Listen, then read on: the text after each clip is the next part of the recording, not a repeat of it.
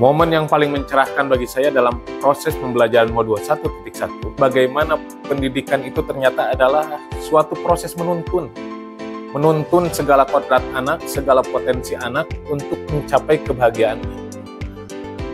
Nah, sedangkan pada modul 1.2 yang paling mencerahkan bagi saya, ternyata seorang guru itu bukan cuma berperan dalam kelas, tapi dia harus punya nilai dan peran untuk merubah siswa dan bagaimana juga dia bisa merubah lingkungannya.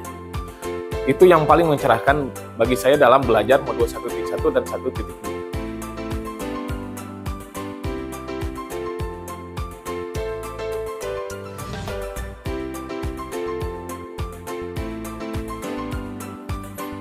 Kaitan antara modul 1.1 tentang refleksi pemikiran KHD dan 1.2 tentang nilai dan peran guru penggerak adalah bagaimana dalam modul 1.1 itu pendidikan merupakan suatu proses menuntun.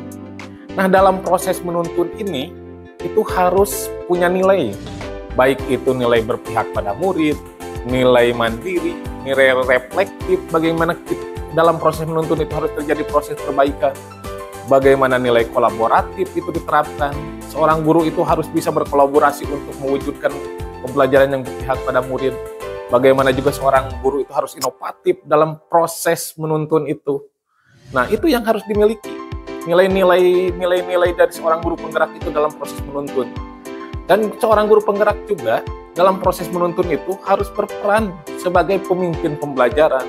Bagaimana seorang guru penggerak itu menggerakkan komunitas praktisi untuk mencapai pembelajaran yang berpihak pada murid, menjadi coach bagi guru lain, berkolaborasi dengan semua guru untuk menciptakan pembelajaran yang berpihak pada murid, serta harus menciptakan peserta didik yang punya jiwa kepemimpinan, harus menciptakan peserta didik yang punya jiwa mandiri.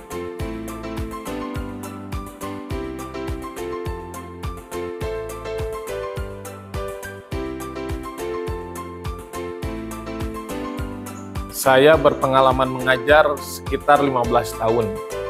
Saya juga pernah menjadi wali kelas, pernah menjadi kepala perpustakaan, pernah menjadi wakil kepala sekolah urusan sarana, sekarang menjabat wakil kepala sekolah urusan kurikulum, pernah menjadi ketua tim pengembang sekolah.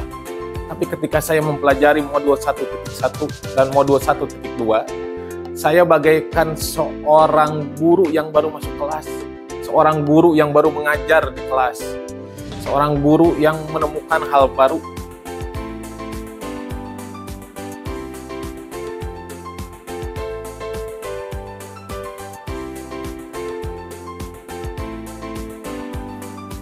Sebelum momen itu terjadi, saya berpikir bahwa pembelajaran yang saya lakukan di kelas itu sudah benar.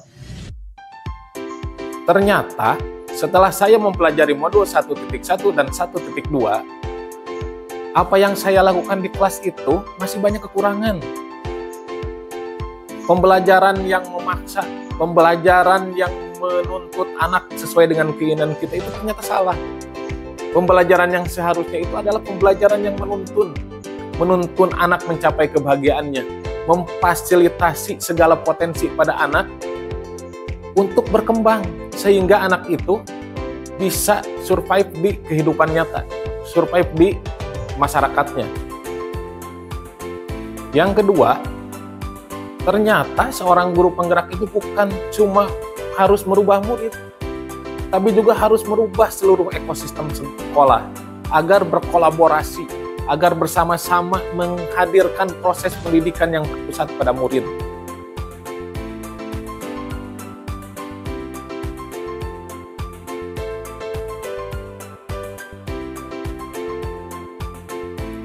Rencana penerapan ke depan, saya akan meningkatkan kompetensi saya dengan mengikuti pelatihan, belajar mandiri, saling berbagi praktik baik.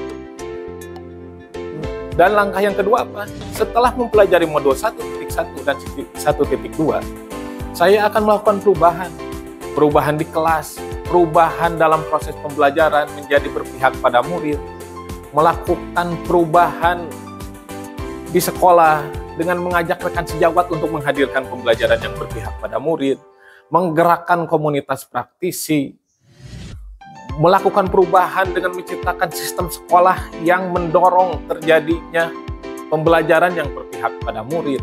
Demikianlah pemaparan tugas 1.2.A.8 tentang koneksi antar materi modul 1.2. Wassalamualaikum warahmatullahi wabarakatuh. Salam grup.